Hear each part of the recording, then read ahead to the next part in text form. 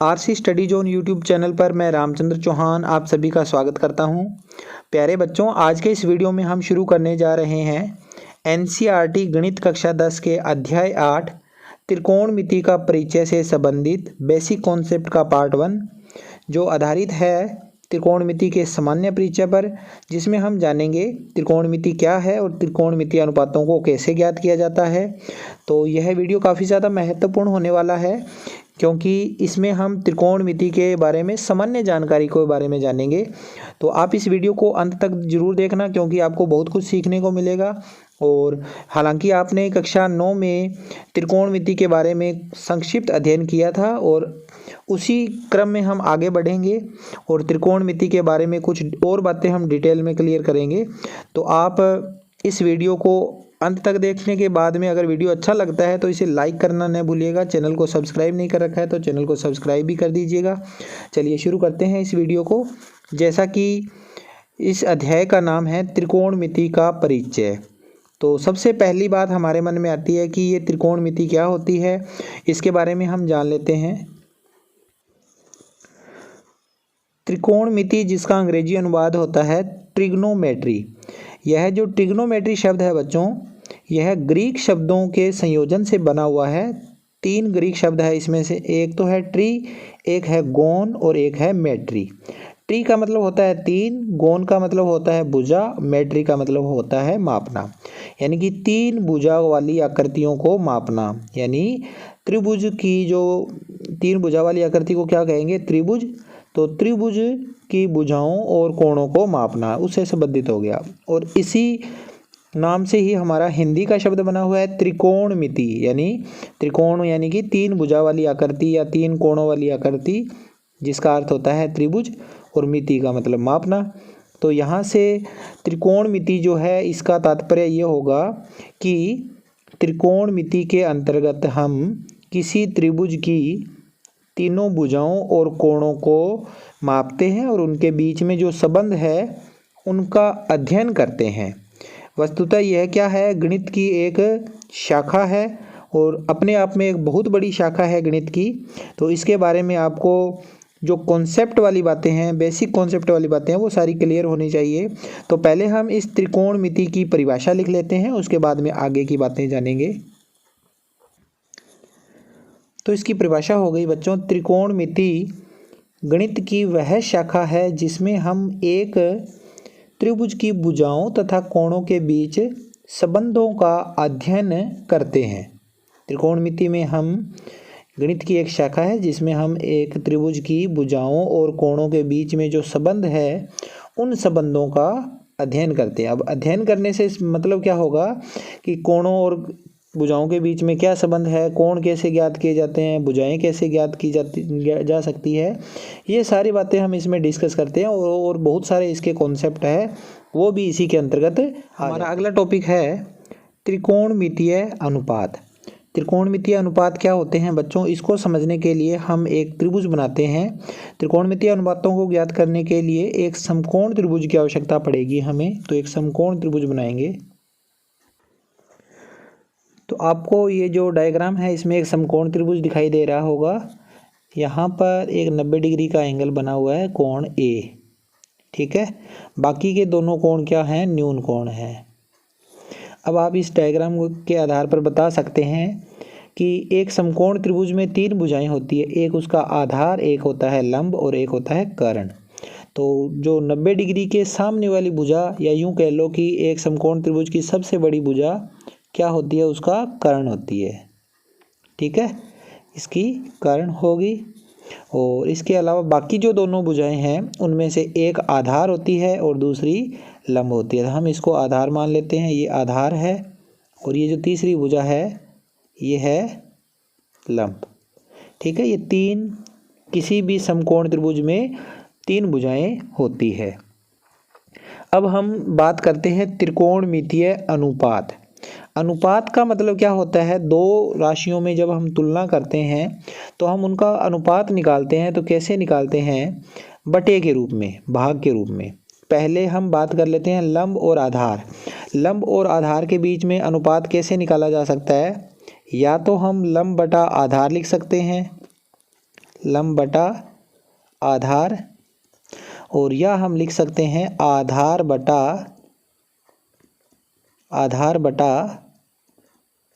लंब, आधार बटा लंब। यानी कि या तो हम लंब बटा आधार लिख सकते हैं या आधार बटा लंब लिख सकते हैं।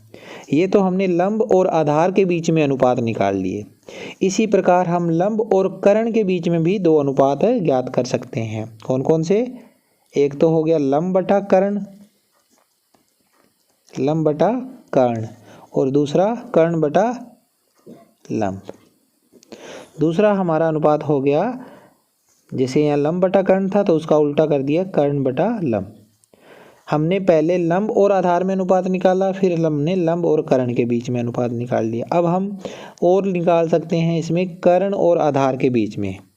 कौन कौन से? कर्ण बटा आधार और अगला आधार बटा कर्ण। ये 6 अनुपात हम भुजाओं के अनुपातों के आधार पर 6 मान लिख सकते हैं। तो पहला ये हो गया लंब बटा आधार, दूसरा हो गया आधार बटा लंब, और तीसरा लंब बटा कर्ण, चौथा कर्ण बटा लंब, पांचवा कर्ण बटा आधार, और छठा आधार बटा कर्ण। ये जो 6 अनुपात है बच्चों, लंब बटा आधार, आधार बटा लंब और ये बाकी, ये सारे क्या कहलाते हैं? त्रिकोणमितीय अनुपात। इनके कुछ खास नाम होते हैं, वो मैं नाम आपको बता देता हूँ, एक बार रफ कर देते हैं। अब देखिए हम क्या करते होते हैं, इसमें जो 6 अनुपात है उन 6 अनुपातों के आधार पर अब हम बात करते हैं। पहले इस डायग्राम में यहाँ 90 डिग्री का कोण है और यहाँ पर हम किसी एक कोण को लेकर चलेंगे, यानी कि ये भी न्यून कोण है, ये भी न्यून कोण है, तो हम किसी एक कोण को लिख लेते हैं, थीटा कोण लिख लेते हैं। ये कोण कौन सा है? थीटा कोण है। थीटा कोई भी एंगल हो सकता है, 25 degree, 30 degree, 40 degree, 45 degree, 90 degree से छोटा कोई भी एक कोण है ये। जब यहाँ ये कोण हम लिख देते हैं, इसके सापेक्ष हम मान निकाल रहे हैं, तो कर्ण तो अपनी जगह पर फिक्स होता है, लेकिन ये जो लंब और आधार है ये इसके ऊपर डिपेंड करते हैं। कैसे डिपेंड करते हैं? ध्यान रखना इस बात का कि जहाँ पर भी थीटा लिखा होगा उसके बिल्कुल सामने वाली जो भुजा है उस भुजा को लंब से ही लिखेंगे, और उस थीटा से जुड़ी हुई दोनों भुजाओं में से जो तिरछी भुजा है, यानी कि जो सबसे बड़ी भुजा है, वो तो कर्ण है ही, 90 डिग्री के सामने वाली भुजा, और जो बची हुई भुजा है वो क्या है? आधार है। मान लीजिए ये थीटा यह ना लिखकर यहाँ लिखा होता तो इस थीटा के सामने वाली भुजा क्या हो जाती? लंब हो जाती, और ये आधार ये हो जाती। ठीक है। एक सामान्य समकोण त्रिभुज जो होता है उसमें हम अपनी मर्जी से यहाँ लंब लिख देते हैं, यहाँ आधार लिख देते हैं, लेकिन त्रिकोणमिति में ऐसा नहीं होता। त्रिकोणमिति में जब हम थीटा या कोई एक एंगल या कोण के सापेक्ष जब हम मान निकालते हैं तो लंब और आधार उसी के आधार पर लिखे जाते हैं। इस बात का आप खास ध्यान रखना। ठीक है। अब मैंने चूंकि यहाँ थीटा लिखा है तो इसके सामने वाली भुजा लंब कहलाएगी, और ये भुजा आधार कहलाएगी, और ये भुजा कर्ण कहलाएगी। अब वो 6 जो मान हैं वो कौन कौन से हैं वो मैं बता देता हूँ। पहला जो है वो है साइन, दूसरा है कोस, तीसरा टेन, चौथा कोट, पांचवा सेक, और छठा कोसेक। ये 6 हैं। अब चूंकि यहाँ पर मैं थीटा लिख रहा हूँ तो इन सब के साथ में क्या आएगा? थीटा लगेगा। जैसे sine theta, cos theta, tan theta, ये थीटा वास्तव में क्या है? कोण है। ठीक है। थीटा ना लिखने की बजाय अगर आप यहाँ पर बी लिख दोगे तो वो भी क्या होगा? थीटा ही होगा, क्योंकि बी जो है बिंदु उस पर थीटा कोण बन रहा है, तो कोण बी लिख दो चाहे कोण थीटा लिख दो, एक ही बात है। अब ये जो पीछे मैंने आपको 6 मान बताए थे उनमें से ही यहाँ पर कोई ना कोई मान आएगा। कौन सा मान कहाँ आएगा उसकी भी एक ट्रिक है, वो ट्रिक भी आप ध्यान में रख लेना। ये होती है ट्रिक लाल बटा कक्का। ये जो ट्रिक है इसका उपयोग करके आप ये सारे मान आसानी से याद रख सकते हो। जैसे पहला मान निकाल रहा हूँ मैं साइन का, साइन थीटा। तो साइन थीटा में क्या होगा, लाल बटा कक्का यानी कि लंब बटा कर्ण। ये पहला मान उठा लो यहाँ से, ये वाला। ये क्या बताता है, एल बटा के यानी कि लंब बटा कर्ण। तो यहाँ साइन थीटा की जो वैल्यू है वो आएगी लंब बटा कर्ण। इसके बाद कोस थीटा यानी कि दूसरा जो मान है वो आधार बटा, इससे आएगा आधार बटा कर्ण से, आधार बटा कर्ण। तो कोस थीटा की जो वैल्यू है वो हो जाएगी आधार बटा कर्ण। तीसरा मान है टेन थीटा यानी ये तीसरे वाली जो वैल्यू है लंब बटा आधार, ये आ जाएगी लंब बटा आधार। लंब बटा आधार किसकी वैल्यू होती है, टेन थीटा की। इन सभी के हिंदी में भी नाम होते हैं, लेकिन अपने को हिंदी में इतना इनको नहीं लिखा जाता, सिर्फ इनको अंग्रेजी में ही लिखा जाता है। तो इनके आपको अंग्रेजी के नाम याद होना चाहिए। SIN sine theta, COS cos theta, TAN tan theta, COT cot theta, SEC sec theta और ये है CO को सेक थीटा, कोसेक थीटा। ठीक है। अब कोट क्या होता है बच्चों, इस टेन का जो मान है इसी का व्युत्क्रम होता है। टेन में क्या है, लंब बटा आधार है, तो कोट में क्या होगा, आधार बटा लंब। इसी को देख लो आप, इसी मान को अगला जो मान होगा, पहले हमने ये लिखा, फिर ये लिखा, फिर ये लिखा। अब इसी मान का उल्टा यानी कि नीचे से ऊपर की तरफ लिखो, A बटा L यानी आधार बटा लंब, आधार बटा लंब। ये क्या हो जाएगा, कोट थीटा। इसके बाद सेक थीटा, सेक में क्या आएगा, कर्ण बटा आधार। ये वाला मान कर्ण बटा आधार। आप यहाँ से भी देख सकते हो कोस का उल्टा होता है सेक, तो ये हो जाएगा कर्ण बटा आधार, कर्ण बटा आधार। ठीक है। और अंतिम है कोसेक थीटा। यहाँ पर आएंगे तो ये मान किसका था, साइन का था। साइन का उल्टा है, यहाँ लंब बटा कर्ण था, यहाँ हो जाएगा कर्ण बटा लंब, कर्ण बटा लंब। तो ये हमारे पास त्रिकोणमितीय अनुपातों से संबंधित ये 6 मान हैं हमारे त्रिकोणमितीय। इनको आपने याद रखना है। प्रश्न में ऐसे ही आपसे पूछा जाएगा कि त्रिभुज की भुजाएं दे दी जाएगी। हो सकता है वहाँ पर त्रिभुज की 2 ही भुजाएं ज्ञात हो, या हो सकता है तीनों ही भुजाएं ज्ञात हो। तब आपसे ये पूछ लिया जाएगा कि साइन थीटा बताओ या कोस थीटा बताओ। ऐसे कोई ना कोई मान आपसे पूछ लिया जा सकता है। तो आपको ये मान पता होना चाहिए कि साइन थीटा की क्या वैल्यू होती है, कोस थीटा की क्या वैल्यू होती है, या टेन थीटा की, या बाकी मानों की। तो ये सारे मान अगर आपको पता है तो ठीक है, नहीं तो आप दिमाग में अपने इनको याद रखने के लिए लाल बटा कक्का वाली ट्रिक याद रख सकते हो, LALKKA। ठीक है। तो आगे चलते हैं। इसमें हमारा अगला टॉपिक है बच्चों त्रिकोणमितीय अनुपातों में संबंध। जो 6 त्रिकोणमितीय अनुपात आपको बताए हुए हैं, उन 6 त्रिकोणमितीय अनुपातों में क्या संबंध होता है आपस में, वो आपको जानना बहुत ज़रूरी है। तो पहले प्रकार का जो हम संबंध स्थापित कर रहे हैं वो है व्युत्क्रम का संबंध। कौन सा संबंध है, व्युत्क्रम का संबंध। व्युत्क्रम का मतलब क्या होता है, एक दूसरे के प्रतिलोम या एक दूसरे का उल्टा होना। ठीक है। इसको समझने के लिए मैं आपको एक डायग्राम बना के समझा देता हूँ इसे। आप यहाँ पर एक षटकोण देख रहे हो, 6 भुजा वाली आकृति, जिसे हम षटभुज भी कहते हैं। तो इस षटभुज के ये जो 6 किनारे हैं या 6 कोने हैं, इन पे हम उन्हीं 6 त्रिकोणमितीय अनुपातों को लिखते हैं। पहला त्रिकोणमितीय अनुपात है साइन थीटा, दूसरा कोस थीटा, तीसरा यहाँ लिखेंगे टेन थीटा, चौथा कोट थीटा,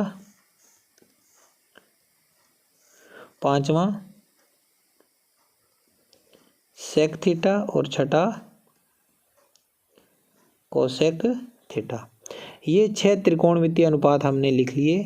अब आपको यहाँ से 6 संबंध मिलेंगे इनमें आपस में, जो कि कौन से संबंध होंगे, व्युत्क्रम वाले संबंध। तो पहला जो संबंध है वो आप यहाँ पर कैसे देखोगे, आपने इसमें एक कार्य करना है, संबंध आपको आसानी से याद रहेंगे उससे।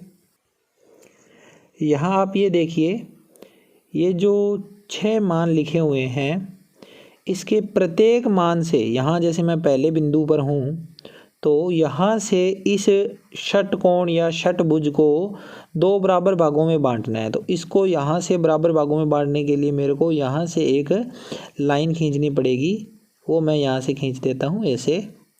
तो यहाँ से आप देखिए किस पर जाकर मिला है, ये कोसेक पर जाके मिला है। साइन किस पर मिला है, कोसेक पर। तो इसका जो पहला फार्मूला होगा, चलो एक बार अपने लाइन खींच लेते हैं। यहाँ से ये लाइन आ गई, कोस से कौन सी लाइन आएगी, सेक की तरफ, कोट से जाएगी, कोट से होकर जो लाइन गुजरेगी वो होएगी टेन की तरफ। ठीक है, ये लाइनें हो गई। अब यहाँ से हमारे जो फार्मूले हैं वो हमें मिल जाएंगे। वास्तव में ये फार्मूले क्या हैं, आपस में इनका संबंध दर्शा रहा है। तो पहला हमने ये वाली लाइन खींची थी, तो देखो साइन जो है वो कोसेक की तरफ लाइन गई थी ये। तो साइन व्युत्क्रम के बारे में बात कर रहे हैं, तो साइन थीटा जो है वो 1/, कोसेक थीटा के बराबर होगा। बिल्कुल उसी प्रकार जो दूसरा फार्मूला होगा वो क्या होगा, कोसेक थीटा बराबर होगा 1/, साइन थीटा।